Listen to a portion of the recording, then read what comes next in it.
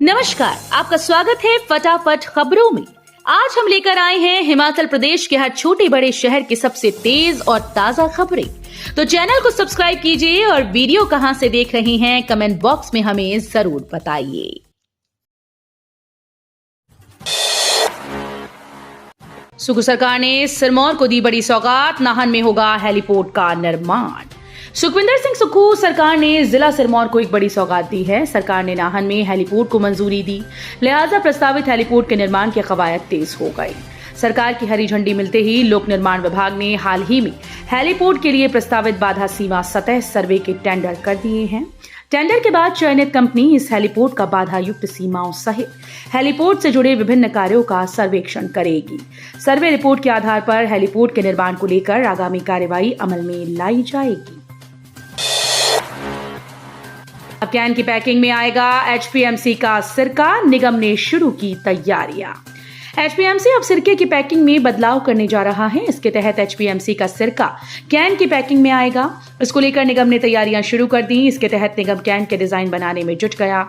सभी प्रक्रिया पूरी होने के बाद इसे जल्द ही बाजार में उतारा जाएगा।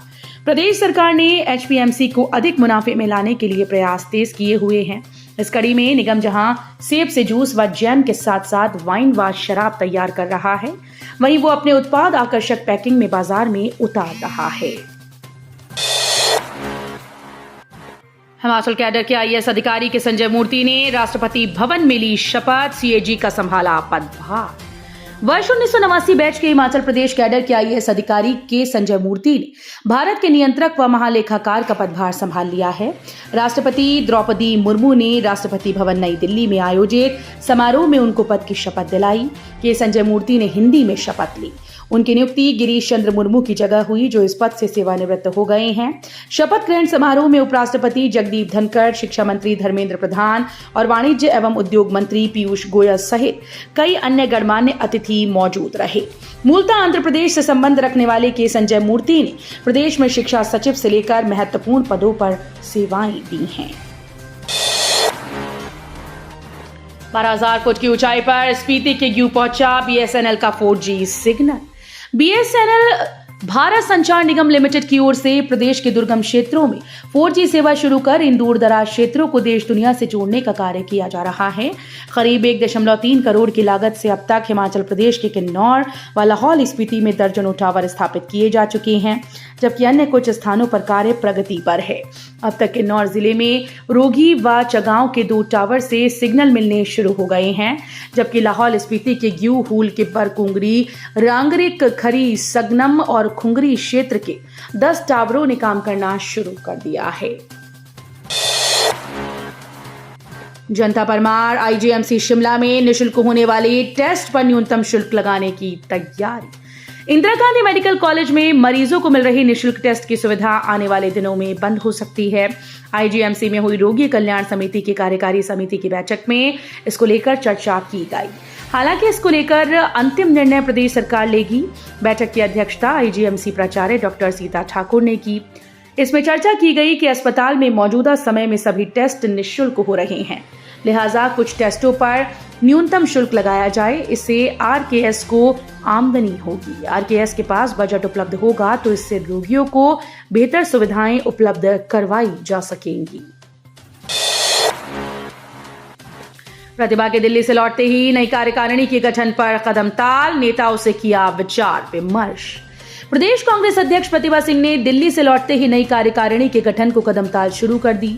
वीरवार को पार्टी मुख्यालय राजीव भवन शिमला में प्रतिभा ने कई नेताओं से विचार विमर्श किया। कांग्रेस की नई कार्यकारिणी में पहले संगठन महासचिव और कोषाध्यक्ष की नियुक्ति होनी है। इसके बाद जिला अध्यक्ष तय होंगे। शेष कार्यकारिणी का विस्तार इसके बाद होगा। वीरवार को प्रतिभा ने पार्टी के पूर्व प्रदेश अध्यक्ष कुलदीप कुमार, पूर्व विधायक आदर्श सूद सहित यशवंत छाजटा, देवेंद्र बुशहरी, अमित नंदा के साथ मुलाकात की। नकली और घटिया दवाइयों को लेकर हाईकोर्ट सख्त, स्टेट ड्रग कंट्रोलर को दिए ये आदेश।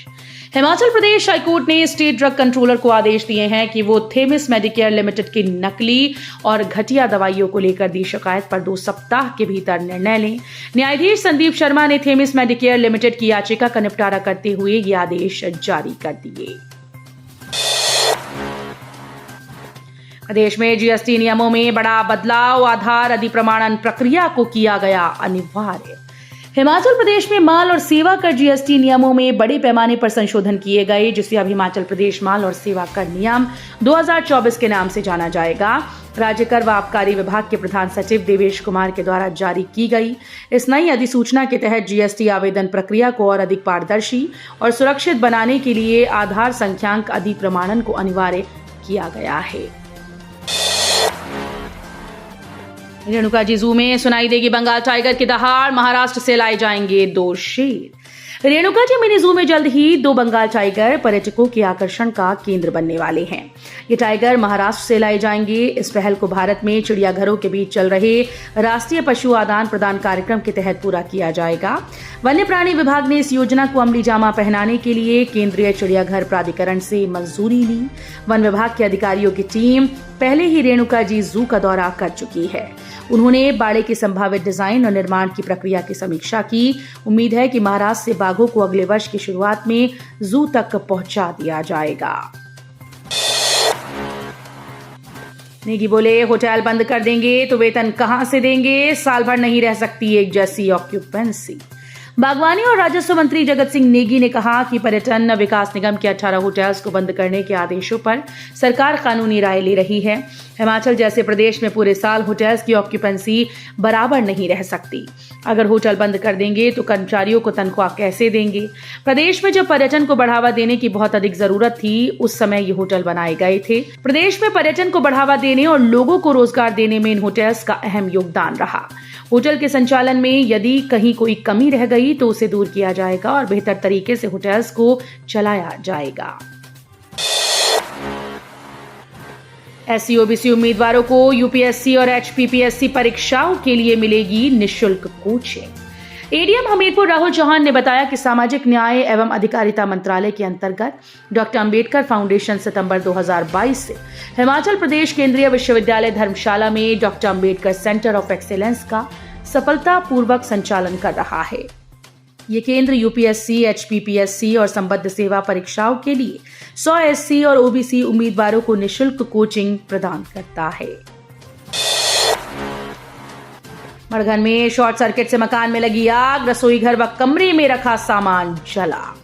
मड़गन गांव में एक मकान में आग लगने से रसोई घर, कमरा व सामान जल गए। घटना में प्रभावित को करीब 1 लाख रुपए का नुकसान हुआ। अग्निशमन विभाग की टीम ने 7 लगती 40 लाख रुपए की संपत्ति को बचा लिया। बिजली के शॉर्ट सर्किट के कारण घटना पेश आई। जानकारी के अनुसार मड़गन में सोनू रामपुत्र बुधराम के मकान में आग लग गई। लोगों ने आग पर काबू पाया और इस बीच अग्निशमन विभाग की टीम भी मौके पर पहुंची। मनाली से शिमला जा रही निजी बस में करसोग का व्यक्ति चरस सहित गिरफ्तार। औट पुलिस थाने की टीम ने एक व्यक्ति को चरस के साथ गिरफ्तार किया है। पुलिस थाना औट ने नाका लगाया था तो इसी दौरान निजी बस जो कि मनाली से शिमला जा रही थी, चेकिंग के लिए रोकी गई। तलाशी के दौरान बस में सवार हुकुमचंद निवासी सोरसा, तहसील करसोग, जिला मंडी से 307 ग्राम चरस बरामद की गई। हिमाचल प्रदेश में ठंड से पहली मौत, आईजीएमसी शिमला के शवगृह में रखा है शव, नहीं हो पाई पहचान। शिमला के मशोबरा में ठंड से एक व्यक्ति की मौत हो गई। मृतक की पहचान अभी तक नहीं हो पाई। शिमला में सुबह और रात को कड़ाके की ठंड पड़ रही है। अब तक की जांच में ये सामने आया कि ये एक बूढ़ा आदमी था।